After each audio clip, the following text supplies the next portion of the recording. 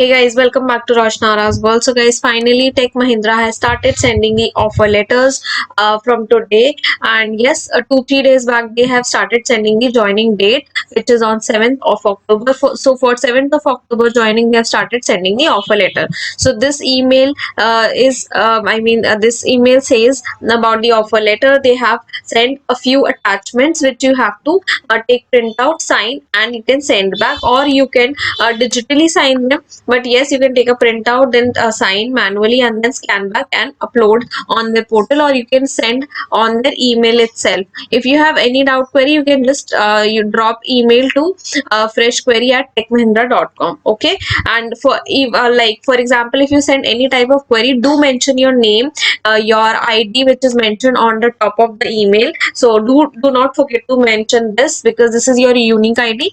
And yes, you might have like they are sending three attachments basically: the joining report, the sample how to fill in the form, and the EPF, employee provident fund form. So what you all have to mention, they have tick mark wherever you have to fill the details. They have tick mark that section. So just mention the details correctly and scan back and upload it. You don't have to visit the office as of now.